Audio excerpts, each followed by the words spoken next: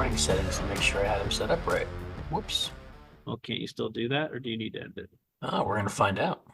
Yay. Knowledge is power. Knowledge is power. Knowing is half the battle. G.I. Joe. Recording options.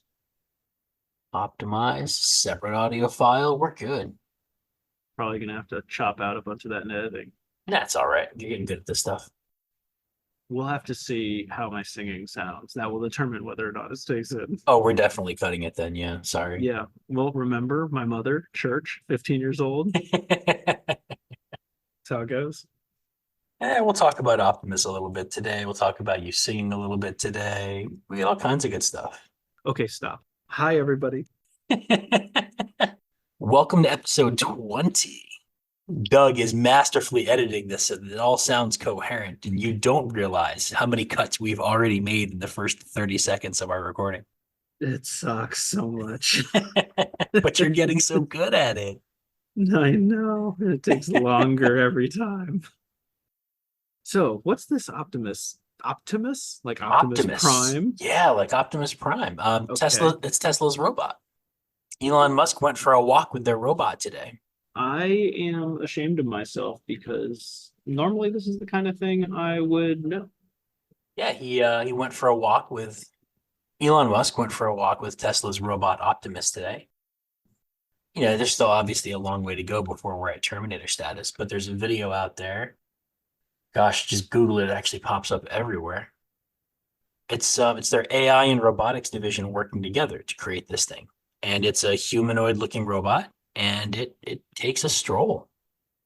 It walks like a grandpa. Well, it's still ahead of me. I think I need royalties for this because he obviously mimicked my walk. Yeah, but he's completely untethered and just kind of strolling along. Yeah, it does. It is clearly a lot more stable than what was it, Osimo or whatever that one that fell down the Yeah. stairs. Can't have a Terminator that just gets defeated by stairs. It's not even a good movie. I think what we need here is a clip from, gosh, was it the second Iron Man movie? Justin Hammer's got all the knockoff Tony Stark armor suits he's trying to get, and Tony Stark like hacks into the congressional video feed and shows it. And they're all just malfunctioning in epic ways. Yeah, I don't know.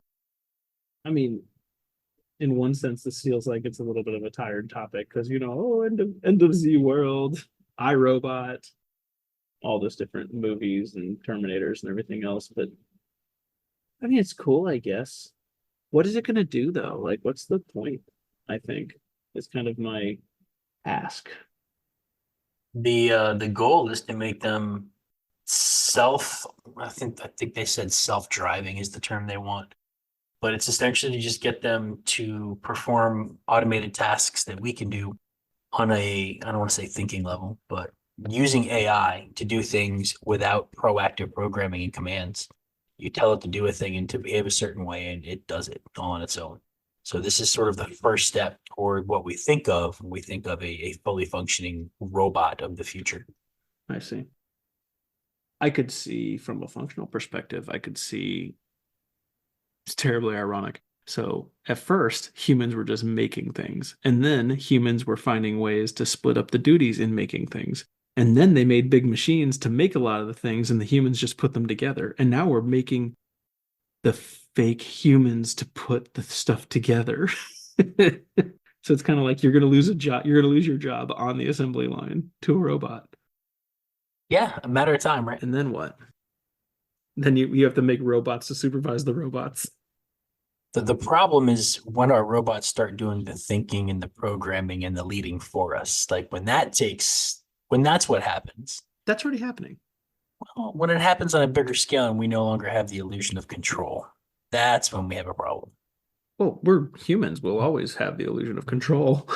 I don't think you need to worry about that, Tom. I don't know what you're worried about. That's cool, I guess. Your lack of enthusiasm disappoints me. Well, what do you want me to say? Do you want me to what do you want me to be excited about? I don't want it flying my plane for me. I don't want it driving my car for me. All this is a human. Okay, fine. Here, you got your fucking opinion. Got him. Got him. Got him. Every other automated thing that people have talked about futuristically or developmentally or otherwise up to this point, easy example, the self-driving car. It feels easier to accept something like that because visually it's still a car. It's not walking like grandpa over here. But it's effectively the same thing. If you were to make one of these things being able to make certain decisions, for example, like being your chauffeur, then I still have the same concerns. The classic, it decides that because of something that's happening ahead of it, it only has two choices. It can mow down 20 people on the sidewalk, or it can crash into the wall, almost assuredly killing you. And if I'm the one that purchased the self-driving car, I mean, the uninterested third party says, sorry, bro, 1 versus 20, but I paid for this. I paid for it to not kill me. So this is just another version of that. This thing, driving a car or flying a plane, is the same concept. It's going to make decisions that in one value system might be right, but that's not my value system. That's not necessarily the service I think I'm paying for. So it's just dressed up differently, but it's effectively the same sort of set of concerns, I feel like. That's my more full answer. I just don't know where I would see something like this and be like, yes, for sure, upgrade. It's one of those slippery slope things. The problem is when you make it make more decisions, then it runs into decisions it can't make. And then you make it make those decisions, and you either just end up kind of flattening out the technology and you never actually get it to where it can really truly be total ease of use, or it ends up going far enough into becoming the thing that you actually didn't want. So it could be like a cook in a restaurant, as long as all the ingredients are in the right place, it can look and see, okay, you know, it's not going to just grab a patty at the exact same spot. It can kind of adjust and grab its next burger patty, like next, in the pile. Stuff like that's good. But then, oops, it put like high-end pepper in there instead of regular pepper. So now you have to fix that. And then eventually you get all the way down the line to where you tell the robot, hey, this person has an allergy to whatever. And now that's really cool because now it automatically knows what ingredients are in each piece of food. Now you have an even more, or you have an even lower error rate for allergies. And then what happens when it's like a regular chef and it decides that the customer doesn't know what it's talking about? Now you have a whole different problem. And now suddenly we've reached a point that we can't really go back from. I think that's kind of I don't want to say the crux of the matter. I think that's the cornerstone of the whole thing and why it's impressive to me is that we're already at a point where we're at somewhere we can't come back from. There's no path but forward through this. You're right. I should be And excited instead. well, I'm not even saying excited, just intrigued is the word. I'm not sure this is a good thing, to be honest, but it is an intriguing thing. And it's a point where with AI developing exponentially the way it is right now, where AI is right now compared to where it was just 1 year ago is mind-boggling. Where it'll be in 3 years, God only knows. They're teaching it right now, kind of like they did with AlphaGo. AlphaGo. They're using a similar approach where they're getting it to teach itself now, which to me is fascinating. That's how AlphaGo became as powerful as it was and exceeded expectations as quickly as it did. They're now working in cases with AI where they're teaching it to teach itself instead of us teaching it. So we started off, but then it learns from itself. And it's essentially going through the learning process without our input. We have parameters set up, but I don't know how long that's going to last. But with the forward path that we're at, now we're at this point where this thing can walk and can perform basic human tasks. And it won't be too long since this is just the beginning stage. This thing can already walk bipedal like this, untethered, unhooked, without falling, looking stable. How long before we're automating this for military purposes, for undersea purposes, for space ops, exploration on planets and probes and spaceships? We want to go to Mars. We want to go to other planets, other solar systems. Humans can't get on that thing and take a 40-year trip and come back and report. But we can load up a spaceship that'll get there with one of these guys. And if it can pilot and operate and make corrections and do this stuff without our constant input and guide itself, we could take exploration in space in a whole new way. This could do a lot of really awesome things. We won't use it for that. we're going to use this for things like you suggested, flipping burgers and firing people who require that minimum wage income to survive, and people who are trying to supplement retirement work with basic warehouse tasks. That's what we're going to use these things for initially. But the government will use them for bigger things. And by the time we all realize what they're being used for and what other governments are using them for and how far people are pushing this envelope, there's no going backward. There's only going forward. And I think that's actually kind of terrifying because by the time we know what they're really being used for, by the time we know how actually developed they are, it's too late to do anything about it. It's too late to go backwards. Military technology is so far ahead of where we know it is. It's already startling. Once you get a little bit of insight into that, you go, "Oh, we're capable of doing what?" It's shocking.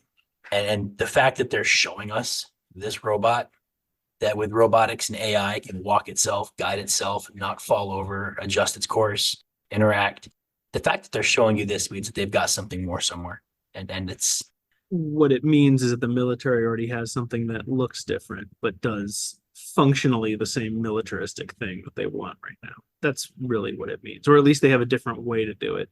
We're thinking Clone Wars, Star Wars Clone Wars, when Clone Wars is never going to happen because whatever actually functionally fights a war like that on a battleground, it's not going to look like humanoid robots. It's just going to be something completely different, or it's going to be almost entirely digital. There won't be physical bullets or lasers or anything like that. It'll just be disabling each other constantly. So yeah, I was going to make the comment of you mean how the military is already using it, not when they start using it. You do make a good point about stuff like space travel and things like that. And that could be there's actually a good so it's a Bruce Willis movie called Surrogates. I don't know if you've heard it or seen it. It's similar futuristic semi-dystopian setup. I think it's been out for 10 or 15 years, so I'm just going to give away what I remember from the plot, assuming I even have the right movie title and ruin it for everybody. It's sort of like a Ready Player One kind of setup where everyone has these humanoid android robots and they live their lives through them. Like the robot goes to work, it's dressed in a suit, the robot drives the car, and what you're really doing is you're sitting at home in like a full body pod and controlling the robot. And then you just get out of your pod at the end of the day and walk over to your bed and go to sleep. But you live your entire life kind of through this walking, talking Oculus kind of deal. And the company that makes them, that's obviously the kind of ruling class company in the world at this point, is they're talking about how you can live life because it also has some neural interface, they make up so that you can feel the same things, feel the warmth of the sunlight while you're actually safe in your home. So when you get into a car wreck, you don't die, you just buy another robot. And that's the whole premise. But, you know, people are losing the human experience. Turns out they're actually bad guys trying to control everybody. And Bruce Willis has to do Bruce Willis things and save the day and start breaking people out of their, trap, their mental trap. This I could see as being something like that. Not only can they go travel in space, but someone can, remote in and look through the robot's eyes, and you can kind of feel like you're seeing what it's like to be on Mars, for example. That's sort of like a Total Recall almost, but live action kind of concept. You can sort of have an experience without physically having to actually have it. But I do think that it is going to be used more for flipping burgers and taxi cabs and stuff like that, because that's what we do. We all have cell phones. We all have the internet. Years ago was the first time I saw the question was, what would be most shocking if someone from the 1950s were teleported to today? What would be the most shocking thing to that person? And someone replied, in my pocket, I hold a device that can access the entirety of human knowledge, and I use it to look at pictures of cats and argue with strangers. Yep. And that's what we do. That's what we do with this technology because we're human. So we're going to get these great things that can space travel and air travel and reach previous places that we were never able to reach, drop them down the Marianas Trench and look around. No, we're going to use it to make my food better, or to it's gonna help me practice my pitching. It'll be my simulated batter in my backyard. And this is not really a hot take, but I think because of what this topic is, it becomes sort of a hot take. Realistically, this is unlikely to actually change much. It'll be one of those things that does have significant changes if it ever becomes mainstream, but it won't happen overnight. It'll they'll be introduced into this industry or that role or this industry. People used to talk about all the time about how the typewriter was going to put people out of work because now you could just one person could just type a bunch of stuff real fast. People were worried that some of the factories and those big machines assembling cars were going to put people out of work because now you don't need someone to tighten the bolts. And somehow we have a continually increasing world population and there's still jobs to go around. There's just more stuff to find or do or more value to be had elsewhere. So this thing replacing certain tasks, I'm not sure it ends up being a huge shakeup. It might be brief, but there'll be more value, more jobs, more places. And if we finally hit a point where there's more humans than work value to be added somewhere, then we actually sort of reached a Jetsons level because now you don't need money to get stuff because a robot just makes your food. I don't know. It just feels like you may need less income because now you have stuff that does more for you on your day-to-day basis. As long as you afford that one thing or those couple of things, then you don't need to work as much. Like bad take, but this alarm has been sounded before. I guess is what I'm getting at. Whenever there's big new technology increases, there's always people claiming it's going to put people out of work, irreversibly change our lives, and most of the time people end up liking the change better, and most of the time it's not, the apocalypse. So if we ever reach a point where it truly is earth-shatteringly different, it's probably going to actually be at a spot where people do have more free time and we don't actually have to worry about, job loss. Yeah, I would go the other way. The robot itself may not be a game changer. It may not be a big deal in everyday society, but this use of AI, I think is. I think AI is going to be the single biggest driving technological advancement for probably the next 15 to 30 years, maybe more, maybe for the rest of our history. Who knows? Unless we develop quantum technology that we can replicate and actually utilize. This is probably going to be the biggest game changer we've ever had since nuclear fission. Just ask a robot to do it after making your burger. Well, there you go. They just better get my order right. I want extra pickles. I don't want two extra pickles. I want a handful of pickles on that bun. And I wanted to stick as the burger patty. And don't forget that. But I think what we've seen historically is that when you have some, revolutionary technology development, you see things like the wealth gap increase. You see this really massive widening between the classes, between wealth and poverty. That's pretty historical. And it has been since the American Industrial Revolution. And I don't see a world in which AI is developed to a level that is usable by people with money, where it doesn't make the wealthy much wealthier and remove a lot of the middle class jobs and remove a lot of middle class opportunities and increase the bottom end of the wage pool while it cuts out that middle class. That just seems to be what always happens. And I don't see any reason why it would be any different here. Because you and I aren't going to have the means to utilize AI in an effective manner to really reshape our lives significantly. We're not going to be in a position where we can take that and do something truly massive and generational.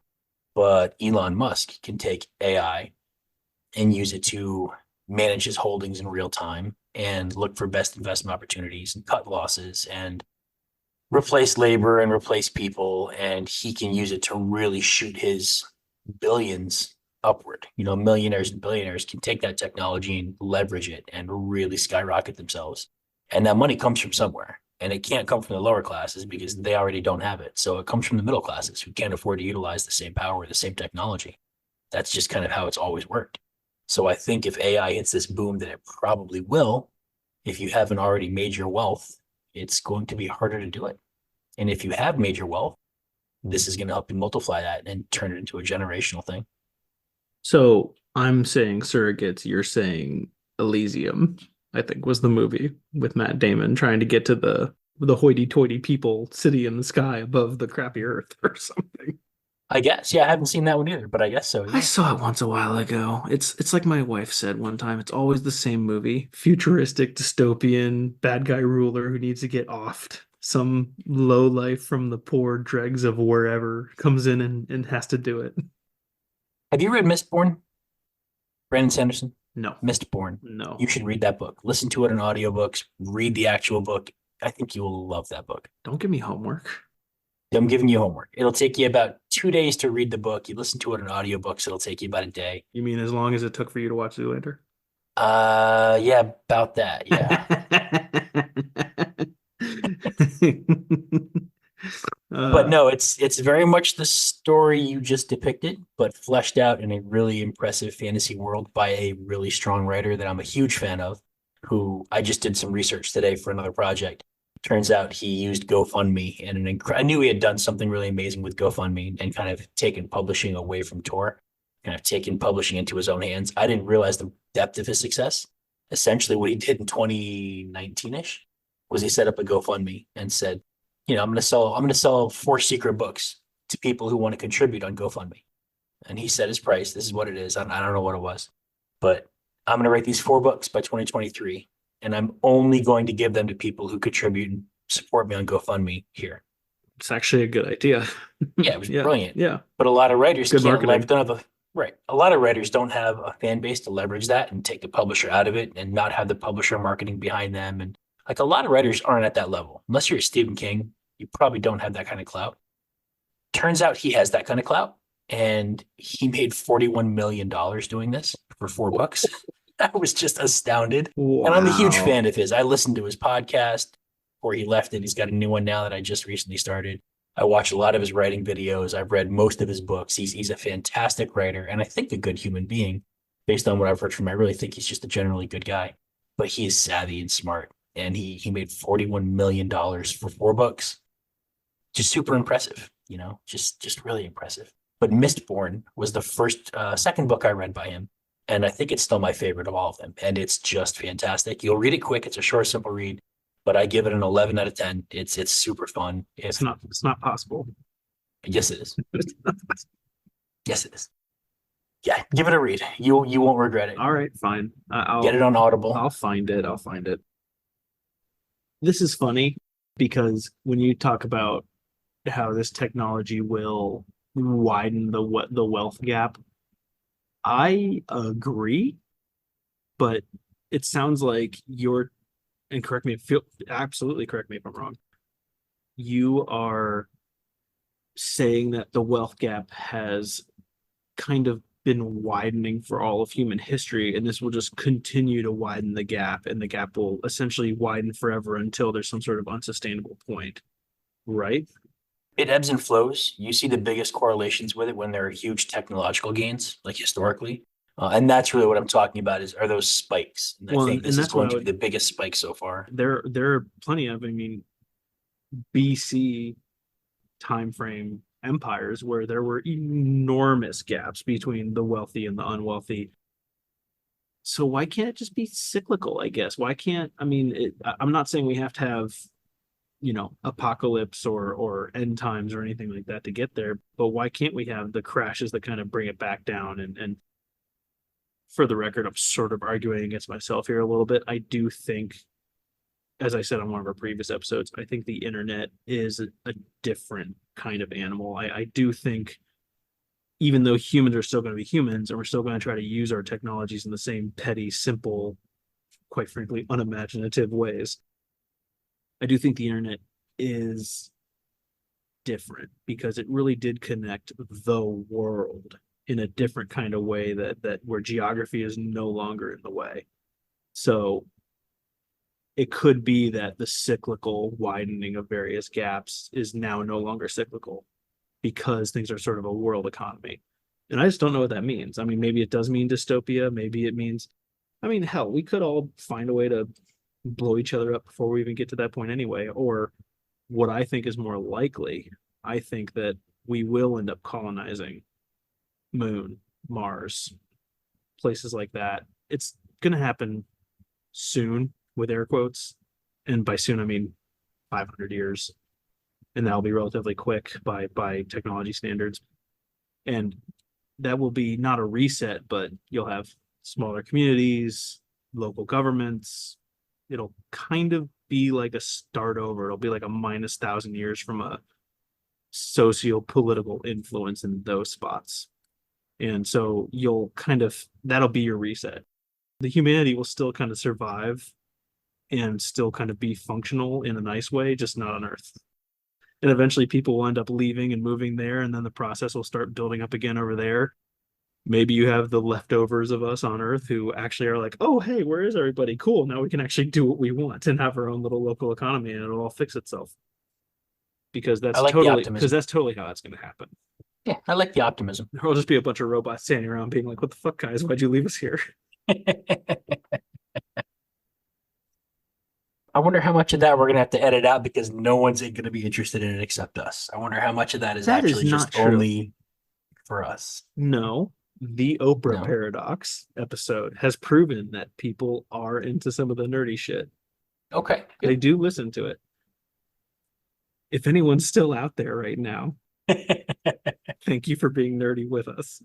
I'm sure we've said something so offensive by now that everyone's gone. Hello, fellow robots. We are not humans. Welcome to Two Robot Dads Talking. The AI robots happened faster than we thought. And now that's all we're talking to. We're actually all gone. They're listening to these. They've been scheduled. They've auto launched, but there are no humans left. We're just talking to a bunch of robots.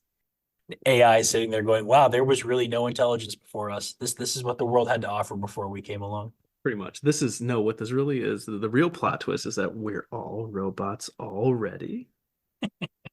And we don't even realize it. We're just organic. I mean, that's the Prometheus.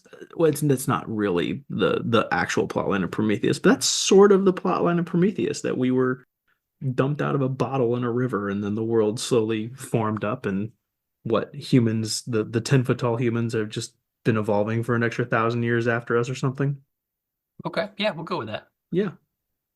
You want to get really nerdy? This is the Turing test, I think it is, in philosophy. Because we're so nerdy. I mean, sometimes we're like, oh yeah, that. And listening to some of these recordings, I'm like, we didn't actually explain this. And there are a lot of people out there who are normal and don't know what all these things are because they actually, are sociable and leading acceptable lives. They have better things to do with their lives than just read the random nonsense that we read. Yeah.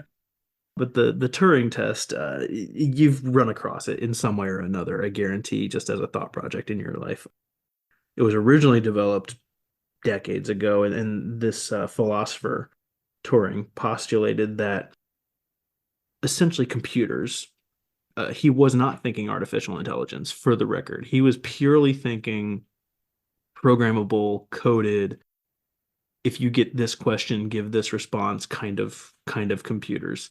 He thought that they would get so complex that eventually, if you had someone sitting at a computer in a room by themselves, just typing to another person, they would not know that they're actually talking to a computer. They would be convinced that there's another human being on the other side typing back to them, but it actually would just be the computer talking back to them, and that the computer has just, learned enough or been coded enough that it just knows how to respond and sound like a human, via text at least.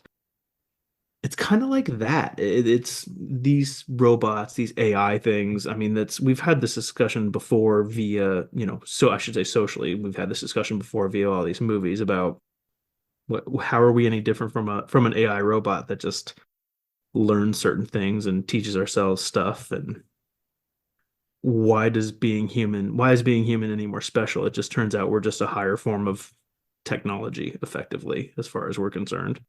And while I think there's some merit to that, whole other discussion, but I think we're not robots because we're not that good. If a true AI robot was left to teach itself, it would teach itself correctly. Well, I'll put it that way. We are very good at not correctly teaching ourselves things. Hence the burger flipping and all that kind of analogy. This is true. The scientists have predicted that artificial intelligence will have human level intelligence by the year 2035, Mhm. but they think it might be sooner if our bar keeps dropping. Oh, yeah, well, obviously, duh.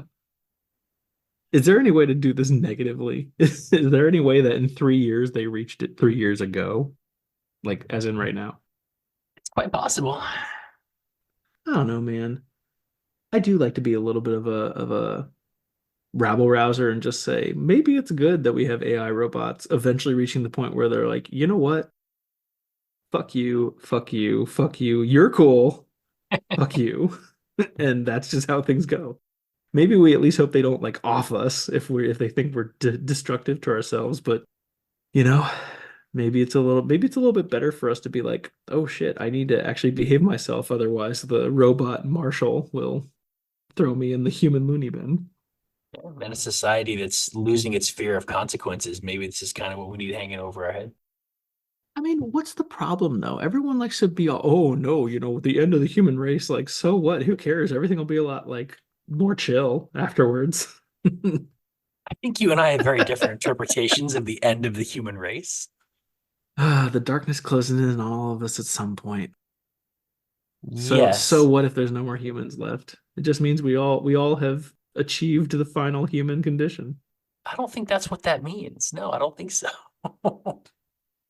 For the record, if like a bus runs me over tomorrow, I was not thinking about doing it. This is the kind of like dark poetry stuff that people write right before you find them. Yeah, it kind of is. This is not me right now. This is just me being a weirdo. It's okay. Well, Doug and I have managed to reach the complete antithesis of artificial intelligence. We have just embraced natural stupidity. You're That's welcome. that's where we are. You're welcome. You know why this is a great segue to your next topic? I have no idea, but I'm fascinated that you made this connection. It's actually, you know why? If we just started talking about your next topic, I believe the movie is called Blippy. I have to look it up. And it is a robot that becomes self-aware and looks a Oh, lot like these guys. I'm gonna look it up. yeah, look that one up. I did look up Surrogate. You're right. 2009, Bruce Willis. It had like a 6.3 IMDb rating. I was on point this time. I said 10 to 15 years. I don't think it was called Blippy. It was called like Chappie. It's called Chappie. Sorry. That's why I was Chappie. thinking because two syllables and same ending. So never mind. Yeah, it's not quite the same segue it could have been. Yeah. This is going to be a bitch to edit later. So I'm just going to start talking. So I just looked it up and turns out it's not a good segue at all. Tom But it's wanted still a to, segue. it's still a Yeah. segue. It's a segue in my own stupid head. Tom wanted to talk about Blippy tonight, the child entertainer, which I'm going to leave it at that because that just sounds weirder when I say it that way. Yeah, you're definitely making it weird, I gotta Yes, say. but there is a movie about a self-learning AI robot called Chappie, and somehow in my head I was like, maybe that's Blippy too. So here we are. But let's talk about Blippy. I did when you brought up the topic, I did do a little bit more just cursory research because, to be perfectly honest, my exposure to Blippy was just dad knowing that his kid was watching the videos once upon a time. But it's your topic. You start. Well, let's make this a little bit more dadding. We seem to have gotten some feedback. People like the dad thing. So let's make this a little more parenting, a little dadding, and let's just ask the question: how much do you know about the shows that your kids are watching? Do you do research on them? Do you just like watch an episode or two with them and say, yes, this passes my bar, or no, I don't want you watching this anymore? What is your level of, let's say, parental auditing for the things your kids watch? This much. Talking about it with me after the fact. All right. Well, that Well, answers that question. are you asking me, or are I'm asking you you. are Yeah, I'm you curious. rhetoricalizing everybody No, no, else? no. This is serious. What's your level of parental auditing for the things that your kids watch? And I know your kids are slightly younger than mine, so it might be a little different, but I'm curious. If we're being honest, not as much as I should. You always have before kids or before everything else these grandiose ideas of, oh, I'll do this or oh, I'll do that. I mean, it's right along the lines of when I said I'll never tell my kids because I said so, and I lasted all of 2 weeks of dialogue before I used that one. I thought I would be the type to be, oh, there's this new show that I see you watching. I'm going to run to the computer and Google for 20 minutes and find a news article and ratings and other comments from other parents. And I just haven't done that for the life of me. It's pretty much getting a sense for what visually is happening on the screen. We went through a My Little Pony phase, which over that being around for a while, that I had some idea of it. But I mean, you watch 15 seconds of My Little Pony, you're like, oh, it's this all the time.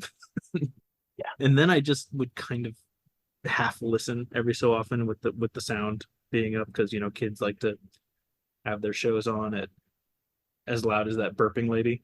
So you kind of get to hear most of it anyway. So if I hear anything that sounds kind of weird, then maybe I'll come over and look. But that's pretty much it. And that is not really the amount I thought I would do. And I do, I guess, sort of wish I did a little bit more, which sounds weird to say because I totally in my power to do that. I'm a man. I'm a grown adult, but everything else I usually don't. Ideally, I'd watch every episode, but well, one, two, it's not entertaining for me. So that's how much I do. How about you? Okay. Yeah, my wife and I like to, before we let the kids just kind of watch something on their own, we like to watch an episode or two, kind of make sure it passes the sniff test. And then we're kind of hands off a little bit, frankly, just because who has time? Unfortunately, in today's world, there's a lot of work from home time, and there's a lot of being home when kids are sick and can't be in school and trying to work while they're doing that. And while I wish that I could say my kids are not watching things without me sitting there with them, that's just not the case. There are times they have a tablet or they're watching something on TV, and I'm simply not in the room. I'm being sort of an absent parent and saying, "Hey, I have to conference call. Go watch your tablet. Go do this." So we like to watch at least a couple of episodes of things with them, make sure it passes the sniff test. And then a lot of times, as long as it's benign, we'll let it slide. If it's not, then we tell them, no, you can't watch that yet. But an example of that is the one with Huggy Wuggy and all the big brightly colored monsters. I can't think of the name. Some dad somewhere knows this one. Rainbow Friends or rate something like that.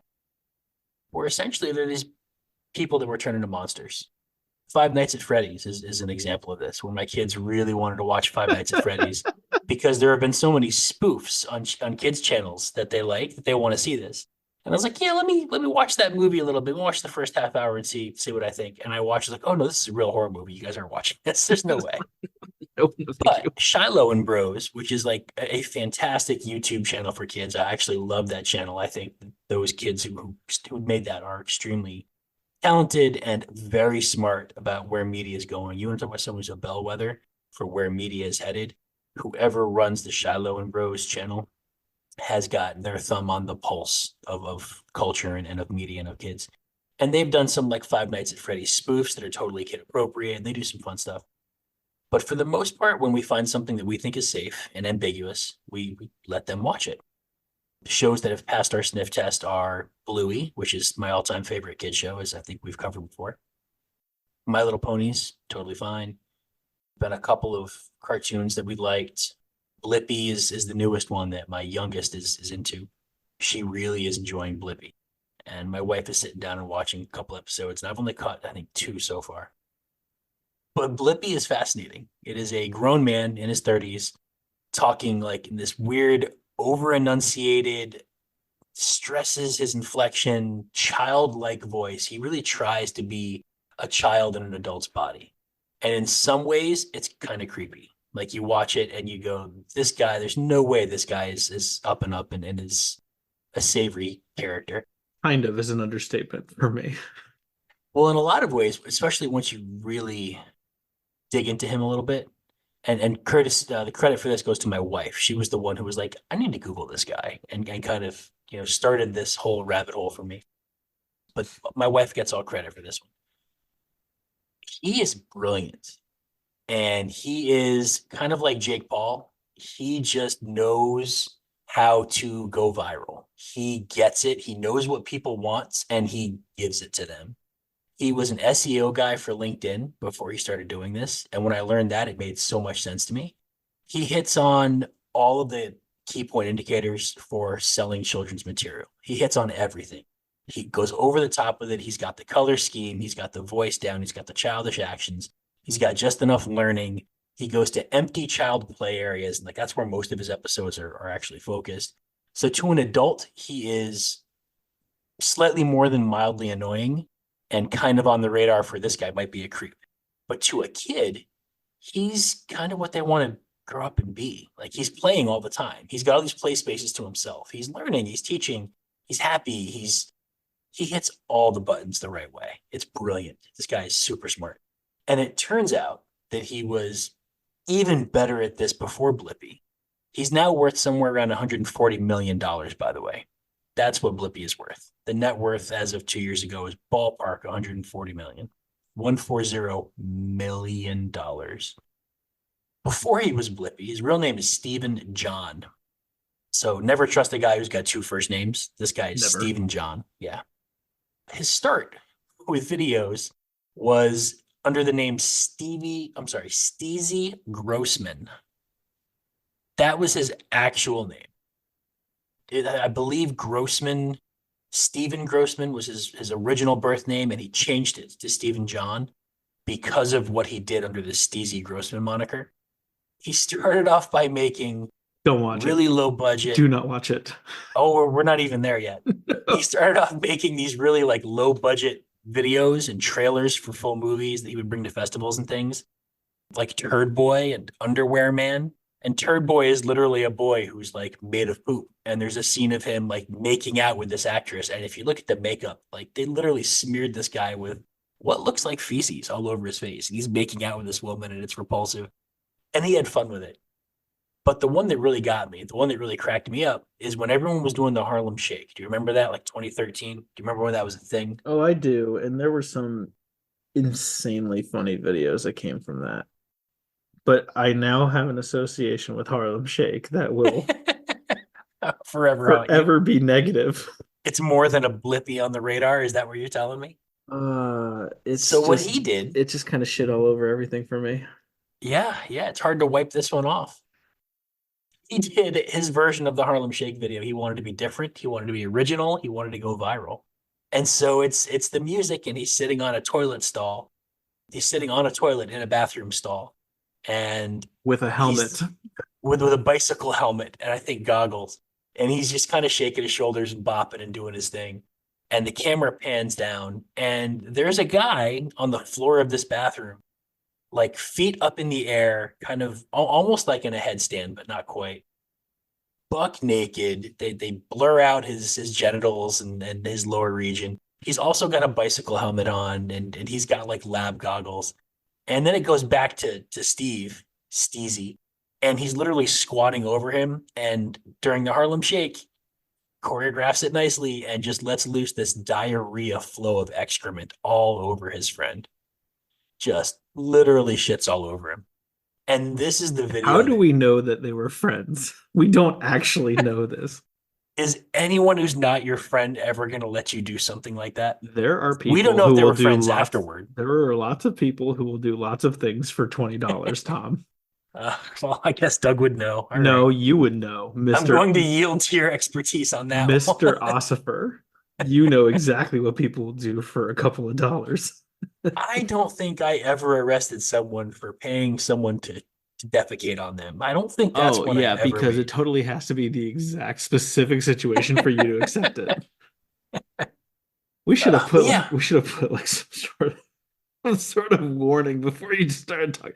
Okay, so there are going to be show notes in this episode. You are not getting the link for that. I'm sorry. I am just gonna. If you excuse me, let me rephrase.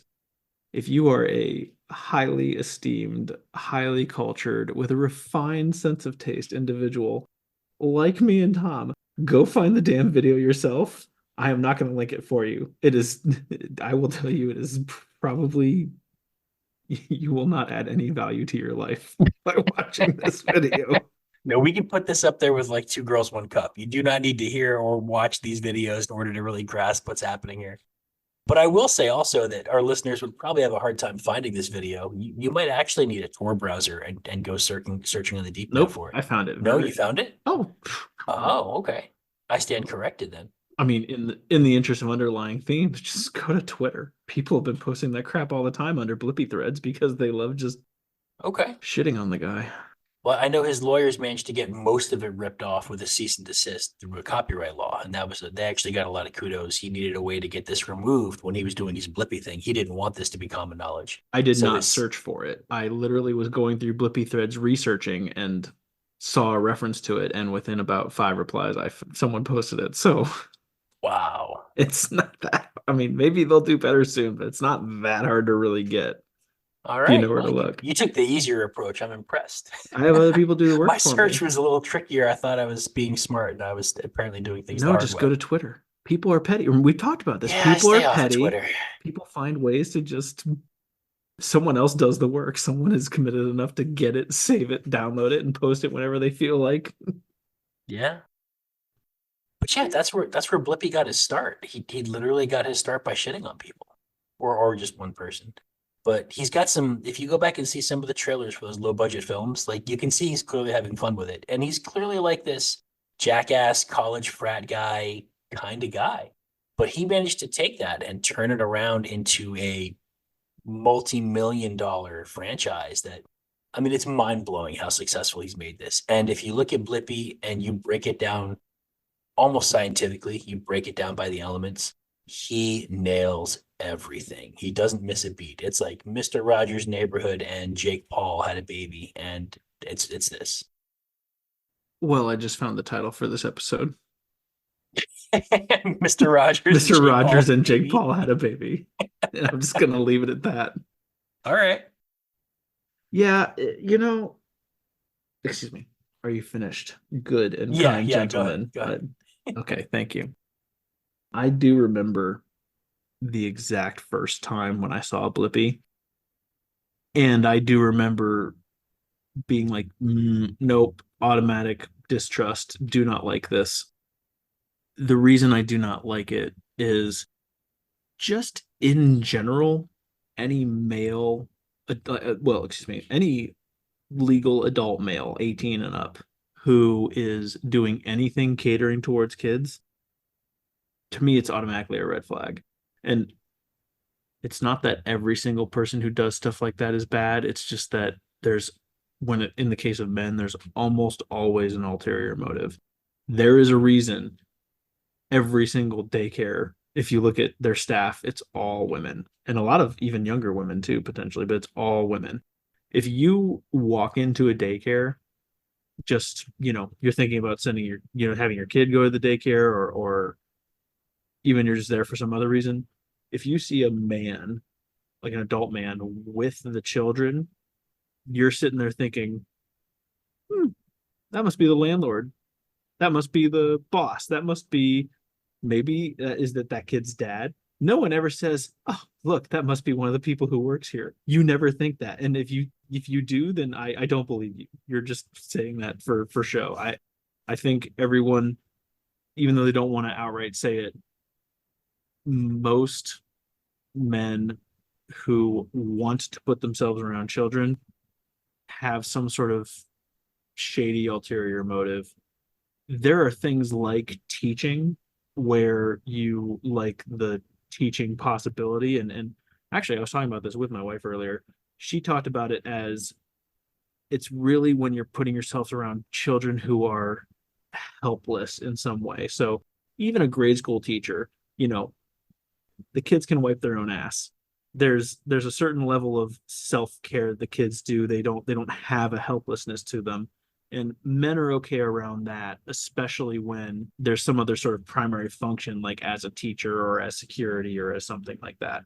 But when you have a male around your under 5-year-olds, it's just a higher rate of, I mean, that's what your predators do. They go after their prey. That's a really long-winded way of saying, oh, look, adult male, dresses funny, high-pitched voice, obviously trying to ingratiate himself to children. I was not automatically labeling him as some sort of predator, but I was automatically on the watch of like, I already don't really like this guy. And I thought, I hope it's purely a money grab. No one, again, this is something that people don't like to think about other people because it's sort of insulting. Like, oh, he's just in it for the money.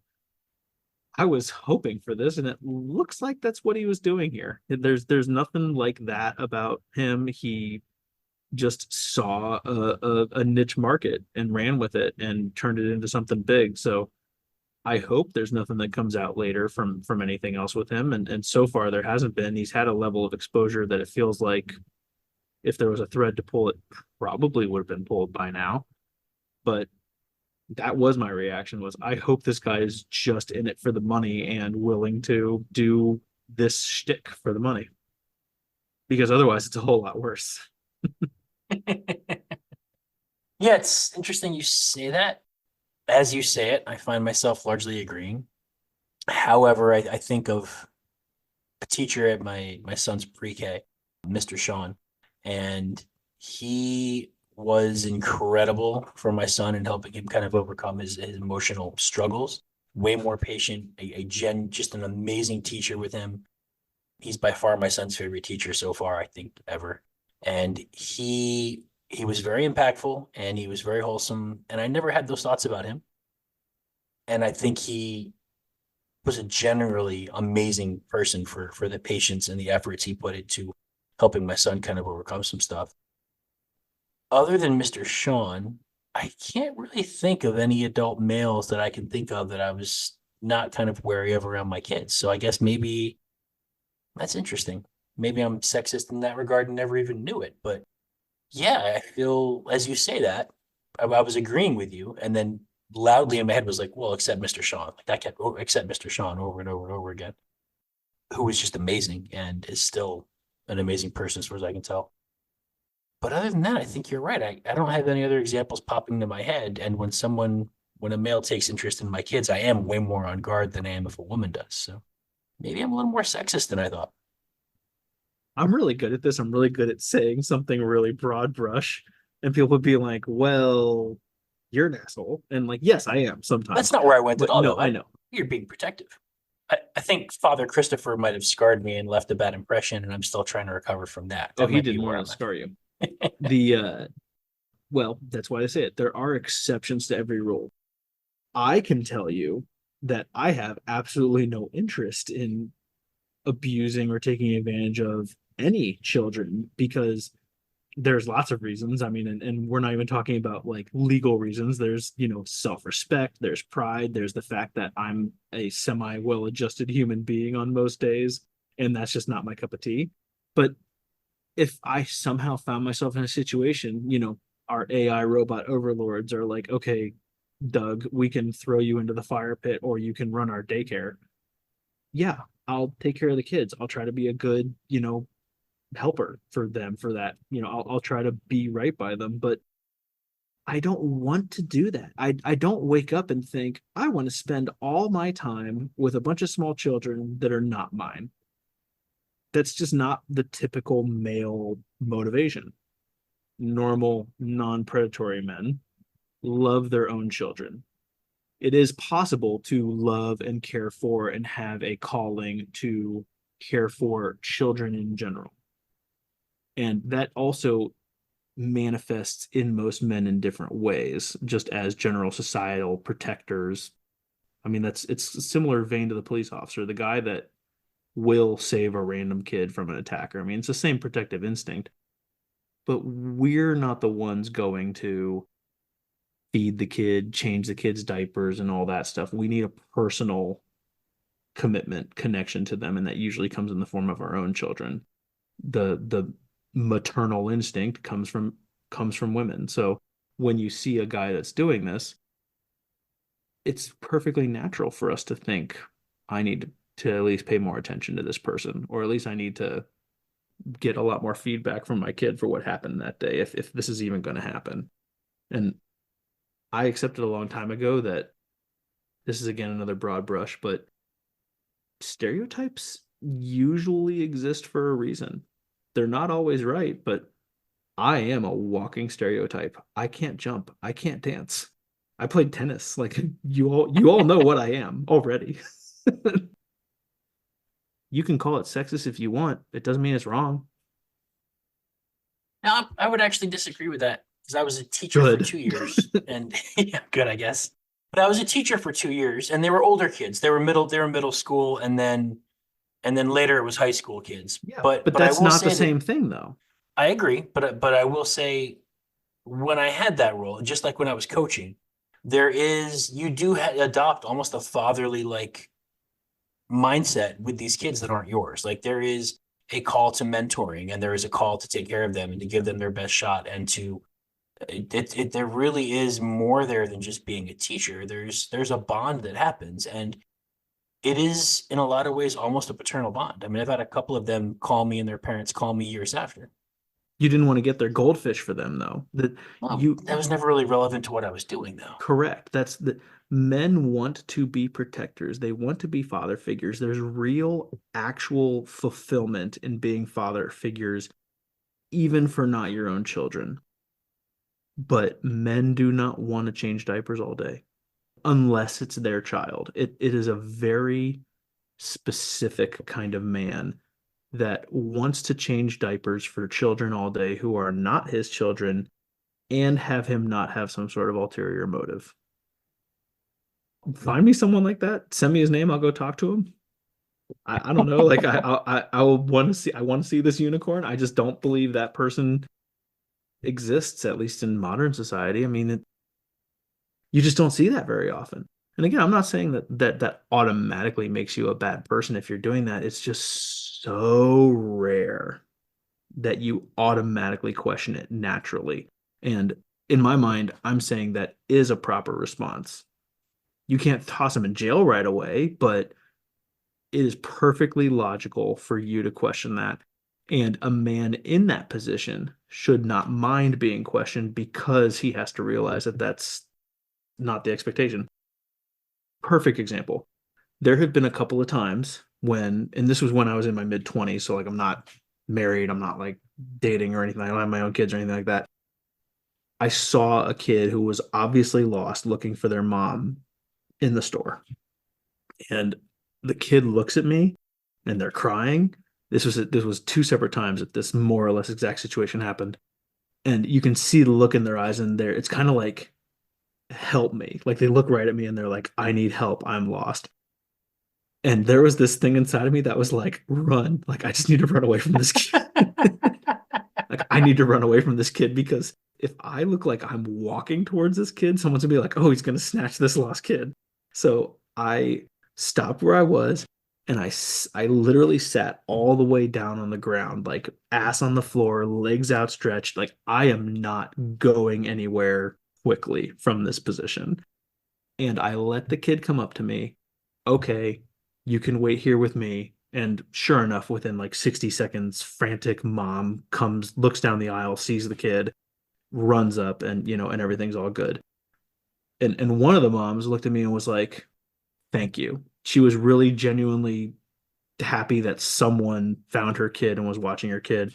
The other mom, if she could like destroy my soul with her eyes, she would.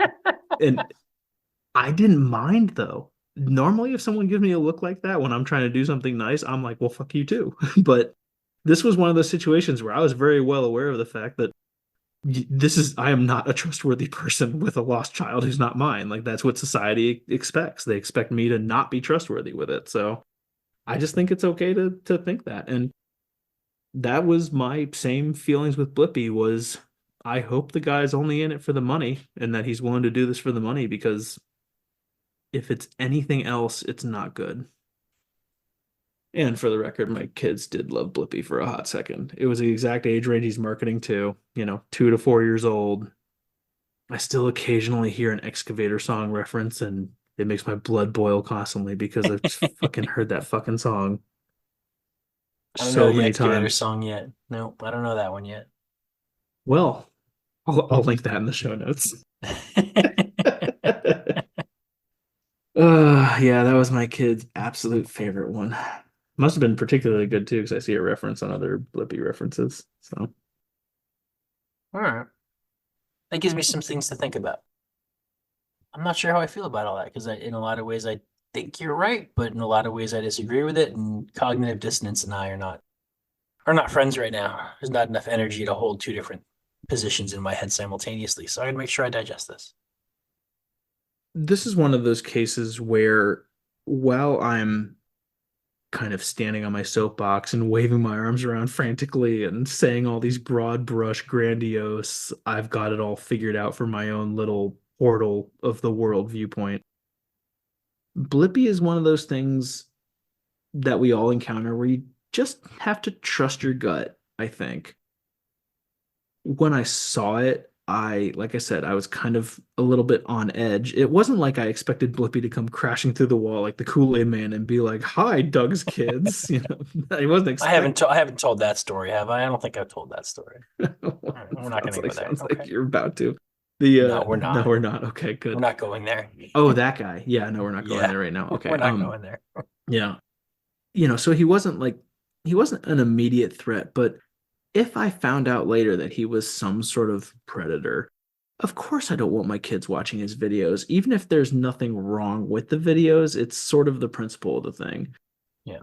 And while I was on guard for that stuff, there was nothing that was immediately.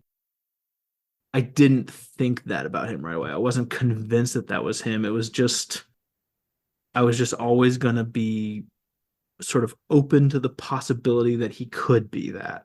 Because, okay, let's do some bad analogies again. No one knew the BTK killer was who he was for forever, and he was a loved local family man. His own freaking daughters and family didn't know anything about it until later. So some of these guys, Bind, torture, kill, right? That's yeah, what BTK stood for. yeah, Yeah. some people just don't register that, even for the rest of us, even for their own family who should be close to it, or stumble across something weird. And I mean, his family even was like, yeah, we never even saw anything weird. We didn't even rationalize anything away. He was just really good at hiding it and controlling himself. So I got long-winded again somehow magically, but trust your gut. Your gut is most of the time, if you just actually care about your family and care about protecting your family as a dad, your gut will tell you what to do, and just leave it at that.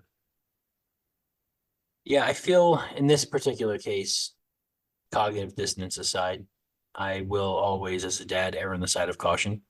Whether it's a male or a female or an AI walking robot. And I'm never going to feel guilty about being suspicious of people trying to insert themselves into my kids' lives. I will always try to vet them, and I will always be protective of my kids in that way. I think Blippi is just, I think the Steve John is just very savvy and very smart and knew how to make money. And in 5 years, built a $140 million empire in a very effective way where he's making money off of kids and their parents. I think it was just a money grab for him. Like I say with Mr. Sean, I never had those worries about him, but he's pre-vetted by people that I trust, and that might have been a part of it. And he just struck me as a really great guy, and I will probably be forever grateful for the impact he had on my son.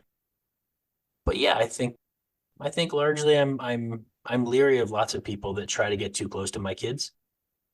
I don't know that I ever stopped and broke it down as, men and women before, but maybe I am automatically more trusting of women because it's sort of the culturally accepted role that's been put there, and because I fall very much into the category you broke down. Whereas I've always wanted to be a protector, I've always wanted to be the white knight, I've always wanted to go out and be the sheepdog. That makes a lot of sense. I think I need to think about that, but I think in hindsight, I probably largely agree with what you said. Good job, you win. You officially get to be the brains of the podcast. It's official. It's not good. I much prefer to be the looks. It's so much easier. This is just a completely random aside from the brains versus looks thing, but at the poker table way back when I was going constantly from whatever episode that was during my legal no man's land, I used to tell people when they'd find out that, that's your dad, at that table or at the table with us, and I'd just say, yeah, I got my looks from one parent and my brains from the other, and it's up to you to decide which. Nice. It was always my favorite thing because I think most people thought it was because they knew one would be insulting to me, but really I was trying to find out which one was insulting for my dad. And once or twice someone said something like, "Oh yeah, you definitely got your looks from your dad." They understood the assignment. Yep, they knew the homework. All right. Well, on that note, I think I haven't said that yet this episode. So No, on you that haven't. happy note, You always say that. Well, I was gonna say one of the most comforting things for me with Blippi was when a different guy started showing up in the videos. That next dude after the yes. purchase.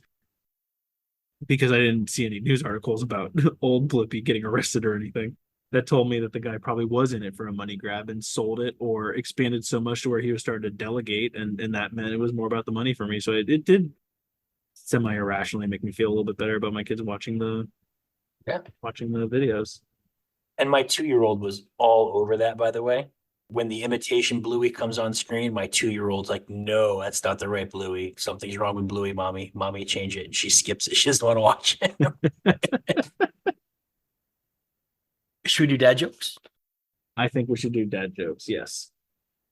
Did you go with themed dad jokes this evening? Have I rubbed off on you enough? Do I need to defecate on you in a bathroom stall to really rub off on you? You know, we're not quite there yet in my desperation to increase my brains. This episode is certainly going to be marked explicit. They all are. And it's usually, Yeah, this one's a little extra explicit, I think. yeah, it's usually because I say something, but this one was definitely your fault. Yeah, 100%. No, I didn't originally go themed, but then I was trying to think about a way to go themed. Have you started breaking down jokes like off the cup yet and started presenting those as dad jokes? No, that's much more organic for me. It's usually mid conversation. I'm like, oh, hey, this is stupid to say. I'm going to say it. Nice. Now I'll just go with my pre planned one. I went with I started going down the artificial intelligence rabbit hole for my jokes because I wanted to be tied to the topic. And as should happen with anyone my age who grew up with my interests, I wound up going down a Transformers rabbit hole. What did Optimus Prime do when his dishwasher blew a transformer? He told the Transformer to stay away from his mom. No, he filed for divorce. Oh, It dovetails nicely into our borderline sexist conversation, doesn't it? so good. That's what the Transformer said. Yes. So what are you watching tonight? I was hoping to watch a basketball game, but I think instead I'm going to bed. I said washing, not watching. washing. Washing. Yeah, mine is as usual, completely unrelated. I was just trying to pull a good joke out of my ass. It sounds related then. It sounds related. Yeah. Why did the janitor take an early retirement? The janitor? The janitor. Yes. He can be for a daycare if you really want me to tie it in, but he's just a janitor. Why did he take an early retirement? For the record, I've also started selecting jokes that I feel like you won't get because it's much more fun. Success. Yeah, I don't think I'm going to get this one. I don't know. Because he realized that grime doesn't pay. All right. Not your best stuff. All right, fine. Let me do another one. Yeah, I was definitely not getting there. And that one I Yeah. was not going to get to. I should try to not just stump you. I should just try to have general fun. Did you want to do another one for real? I mean, I'm kind of wanting to, yeah. All right. I will do the outro then. You can look one up and I'll do the outro and you can do your editing magic and put it in order. Oh God, don't make me copy and move it. I hate fucking doing that. Okay, here you go. Here's one. You ready? Ready. What's the longest piece of furniture in a school? What's the longest piece of furniture in a school? What's the longest piece of furniture in a school? Oh, it's a math table. It's a multiplication table. Man, you are good. This is why. Yeah, we got there. That's it. This is why I pick jokes that you can't get. I was way overthinking it there Yes, for a you minute. were. Like, Yes, you okay. were. All right, multiplication table. I'm good. Solid. It's good. Feeling good about do it. our outro. I'm going to be really annoyed when I'm editing this. Oh, good. Thank you, everyone, for listening. This has been episode something or other of Two Dads Talking. By now, we've got our official logo in place. By now, we've got our merchandise line in place. You can get your Reach the 11th Week t-shirts and hats and mugs. I'm sure we've got all that in the store by now. More importantly, make sure you follow, like, subscribe, give us comments, give us feedback. Hopefully by now we've got a Facebook group up and running where we've got some good dad input going and some good conversations. And hopefully we've got a Patreon up and running by now so that we can offer you guys some neat stuff for a cup of coffee a month or so and really kind of give you back a little bit of value while we try to fund the podcast. Because it turns out these things are a little more expensive than you might think. But yeah, we're recording this the end of January, the last day of January. You'll probably be listening to it sometime in March, I would guess. Probably. Thanks for tuning in. Because we're not going to drop an episode a day on you to catch up. No, we're not. We might try and speed it up a little bit, but we're not going to do that. 2 or 3 a week at a time or something to catch it up there. But yeah, probably March. Probably March. But in the meantime, we do appreciate you. While we don't know how many of you are listening, or if you're just AI-powered robots by this point in time, we do appreciate you. We hope that by now we've gotten better at this and we're providing you something of value and that you guys are reaching out and letting us know how we can do it better and hopefully sharing some good stories with us that we can relate to the podcast. So thank you for listening to Two Dads Talking. We appreciate you. Keep dadding. Go dad go. And we'll talk to you later. Go, Dad, go.